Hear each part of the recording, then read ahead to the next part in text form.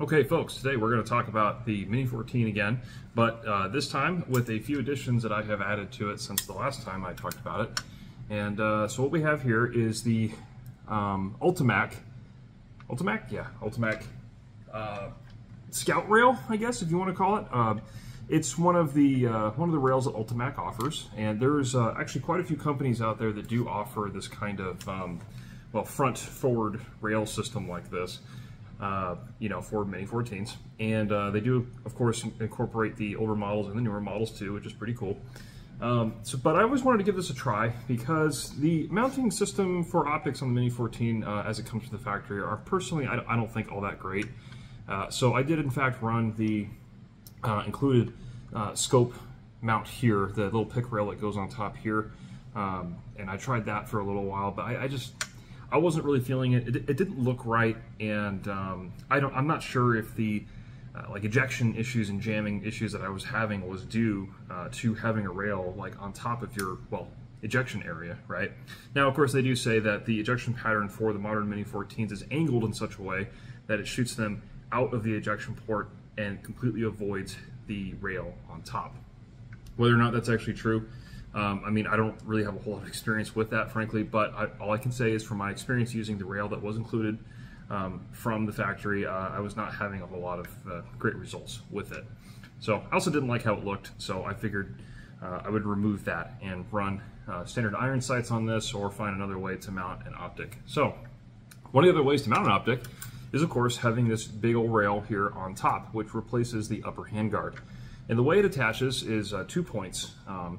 The first point is, of course, up here at the gas block. So you replace the bolts there in the gas block here, and you slot the rail on top. And there's also a retainer clip piece, this little piece that looks like this, and it slots into the top of the rail here, and it fits with the barrel nicely. So nice sturdy arrangement, if you will.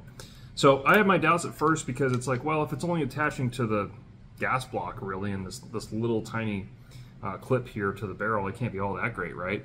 So I wanted to see like if this could hold zero, how reliable it would be, how it would deal with heat, because gas blocks get very hot when you shoot them, of course. And I wanted to try all those things and just experiment and see what it was like. Also to try the scout scope concept, because I've never had a rifle with a scout scope on it, so this is my first time trying a scout rifle for my own. I have shot a friend of mine's. He had I think it was a Savage 110 tactical scout version, and that was really, really cool, but that was like years and years ago. And so I've always wanted to re-approach the scout rifle concept since then. So I figured, let's knock out two birds with one stone. Let's try this cool rail here along with a scout scope. So the scope in question we have here is a Vortex Crossfire 2 scout scope. It's a 2-7. It's about as basic as you can get for a scout scope, to be honest. It only cost me like 120-ish bucks. And I got some Leopold medium height rings on here as well. And the glass actually is really, it's not bad, but it's definitely not the best I've used. It's okay. It's okay. It gets the job done. There's not really a whole lot of selection out there when it comes to scout scopes anyways, so I mean, I know Vortex has great products and great customer service and everything else, so I felt totally confident buying a Vortex scout scope just to try. So yeah, like I said, 2-7, and I will say, like, at the maximum magnification at 7 power, this thing has some serious like fisheye lens effect going on. But for the advertised capability of having, the concept of scout scopes, right, is to have your magnification here on your rifle, but also be able to have your peripheral vision, right? And I have to say that actually did come into effect when I was testing this setup out, because when I went to the range to shoot this, of course, middle of summer Arizona, right? It's pretty hot, and while I was shooting my target at 100 yards, I noticed a something on the corner of my eye when I was sitting there on the bench and I was all zoomed in and everything. I noticed something at the corner of my eye, and it kept moving. So I turned the scope to it just to see what it was, turned the magnification all the way up, and it was a Roadrunner, right? It was a Roadrunner sitting on the range, a big one too. And so that kind of proved to me that the scout rifle concept does actually work, right? Even for this one like minor example, okay? I'm not sure I would have seen it if I had a regular scope mounted back here, you know, because I was really focused on the target, trying to get some like nice small groups and everything, at least as small as you can get with a Mini 14, but more on that later. So yeah, I was able to see that there was a Roadrunner on the range, and lucky me, because I don't want to shoot it, and the other shooters, you know, didn't want to shoot it either, because you know, Roadrunners are cool, they're nice birds. You know, I don't want to shoot one if I don't have to. And then also too, at 100 to 200 yards, which is the distance at which the range that I was shooting at, even at 7 power, I was able to keep a consistent, clear, steady picture on the Roadrunner all the way out to those ranges. So I was very able to, you know, keep my eye on it, see what it's doing, where it's going, that kind of thing. And you know, I was really surprised by that, because you know, they always say like, oh, you need like tons of magnification, you need a 5x25 to shoot accurately, and I'm you know, I think less is more, honestly, when it comes to magnification. I think a good 3 to 9 can probably see you through most anything that you're going to be shooting at. So even this 2 to 7 did it quite well. But yeah, that Roadrunner was so stubborn. Like he did not want to move. Like he set up in the, so on the berm and how it's constructed at the range I was shooting at, the berm wall kind of created this shadow. And of course, it's the middle of the day. It's really hot. So where do you want to go when it's hot? You want to go in the shade, right? So the Roadrunner knew that, and he went right into the shade, and he just stayed there. So, like, where my target was set up, he was directly in the line of fire of well, my target. So if I wanted to shoot my target, the round would probably hit him. So I waited and waited and waited. I'm just sitting here, and I'm just watching him through my scope, and I'm like, man, like can you like move? Just go somewhere else, man. Like even just for a little bit. But no, he never moved. So I had to take my targets and readjust them to put them on like the top part of my target stand to be able to shoot. And regardless of the rounds going off and like hitting the dirt behind him and like hitting him with dirt and all this stuff, he did not move at all. So I at that point, I don't even know what to do. It's just like, okay, cool. There's a Roadrunner on the range. But yeah, I could see him, and he had like his wings all spread out, because like that's what Roadrunners do when they get hot. They try to cool down a little bit. They'll spread their wings out super far, and they'll kind of like lie like a little low on the ground. That's exactly what he was doing. So dude was just trying to cool off. I don't blame him. It was like 100 and something outside that day. So, you know, I'd want to cool off too. But anyway, all that to say that the experience here with this Ultimak rail and the Scout Scope combo actually worked pretty darn well, I have to say. You know, I was shooting my target at 100 yards, and I had this at 7 power, and I could see my target clearly, no issues. It was kind of hard to see the bullet holes unless I got a nice, like, focused, tight group. You know, 223 holes are kind of hard to see at distance. But the results I was able to get out of this setup, so I was worried, one, that, like I said, the 0 would hold, or 2, that I would find like mirage effects, because the gas block, of course, is right there, and it gets super hot, and you know, where's the end of the optic? It's right there. So I expected some kind of heat effect mirage to affect my scope's, like, you know, well, picture. But I found out as I was shooting, and I put about 150 rounds through it, and I wasn't taking my time either. You know, this is not slow firing. I didn't notice any kind of mirage effect. I didn't notice any kind of heat damage or anything like that. No, nothing with the scope here was damaged in any way or affected, like the coating wasn't coming off or anything like that. But I will say though, you know, the gas block front section, of course, was very hot, but because it's all metal, the heat, of course, went all the way down the rail, and this rail was freaking toasty. Like, it was hot. Not, of course, in counting the ambient temperature as well, but also the shooting of the gas block, right? So all that put together, this rail was freaking toasty. Like, it was painful to actually put my fingers on anywhere on the rail, even all the way back here towards the receiver, like holding it here. It was hot. It was hot. Not a pleasant experience. And then too, the other thing that kind of caught my eye when I was fondling this was the op rod arm here is much more exposed versus the factory upper handguard, because the factory upper handguard, of course, has this big flange that sticks out here on the side, and it covers the op rod arm. So when you're holding your rifle, you know, and you get your hand up here, if you put your fingers like this, where they're touching the op rod like that, you're gonna have a bad day. So this top rail does not have any kind of cover or provision for that. So you need to be a little careful where you place your hands and how engaged you're going to be with it.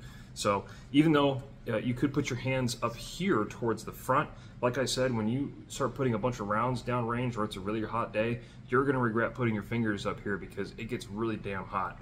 So that's one downside, I guess, to this design being all metal, of course, is it transfers heat and it tends to retain it pretty well.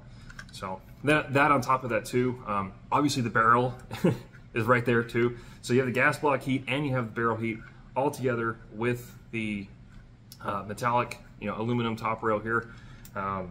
Things are going to get toasty. So now that being said, I've also heard some concerns that if I put like a red dot up here or something, it's going to fry due to the heat damage. But I've seen plenty of red dots, even cheapo Chinese ones like your Amazon specials and things like that, your airsoft quality red dots. I've seen a lot of those survive on top of like AK gas blocks, and they tended to do okay. They're not falling apart, they're not losing zero, and things like that. So I have no doubt that if those things can survive an AK gas block, they can definitely survive the top of your Mini 14 Ultimak rail. So as far as holding zero and things like that, I didn't notice any issues at all whatsoever. I mean, I followed all the torque specs that I should have for the scope and the scope rings. Cinched everything down pretty tight, but not too tight, and I had no issues at all whatsoever with this. So I'm not sure, if I was banging this around or going hiking or something like that, or dropped it, God forbid, if it would still hold the same zero. But I have no doubt in my mind that this is the Ultimak rail is a very sturdy setup for this, because the amount of work you have to do to actually put this thing on and cinch these 4 gas block bolts down, I really don't think it's going anywhere, to be honest. Especially if you use your Loctite and things like that, should be totally fine.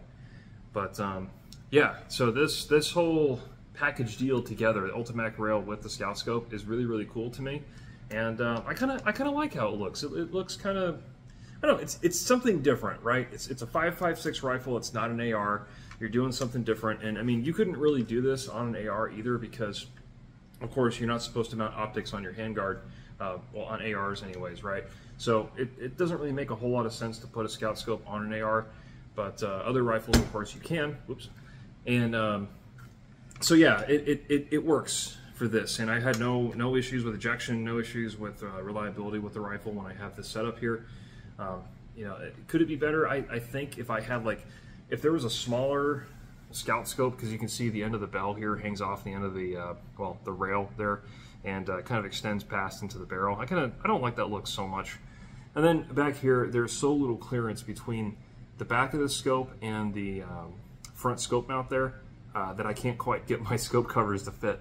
So that's not ideal. But yeah, other than that, I mean, I think this works pretty darn well for what it is. I mean, it didn't cost me all that much. It's not like a super duper professional setup or anything. I'm not going to war with this. It was a fun experiment, and it was definitely cool to try and see. I don't know if I'm going to keep the Scout Scope on here, because it doesn't really belong on any of my other rifles. I don't have any other rifles set up for Scout Scoping. But putting like a red dot on here, EOTech, something like that, maybe like a really small LPVO or something like that. Maybe not LPVO, because you got to have the eye relief. But anyway, optics that don't rely so much on eye relief, right? Putting that up here on this rail, I think would be really, really cool, and a nice way to modernize these rifles, I guess, is to an alternative method of otherwise just having your rail on top of here. So anyway, I figured I'd talk about that, because I've always liked Scout Scopes. They always look cool to me. I mean, the Steyr Scout is absolutely one of the coolest things ever. Maybe not be the most practical, and we've probably surpassed or at least advanced past that kind of concept, but still in practice, Jeff Cooper, he definitely knew his stuff back then, and it still works. It still works. So, but yeah, pretty cool little setup here. And if you're looking about using an Ultimak rail yourself, I'd say buy with confidence. This is a great product. Of course, everyone knows that Ultimak makes great stuff, and I think their quality really does transfer over even to the Mini 14 side of the aisle. Because I've also used AK products, Ultimak AK related products as well, and they've always been really, really good. So I had no doubt this one here for the Mini 14 would be just as good, and in my experience, it has been. So yeah, cool little setup here, and I'm definitely going to leave this rail here on top rather than the factory handguard that I had before, because I don't know, it just looks cool. And so if I want to dink around with other optics and things, it's much easier to mount on this Picatinny rail up here rather than putting the factory scope rail back on. So, but yeah, that's all I got to say about this one. And if you guys want to try something like this, I mean, heck, go for it. I just think it's cool, you know. Practicality, meh, I don't know. It's just cool though. So anyway, that's all I got to say about that, and we'll see you guys next time.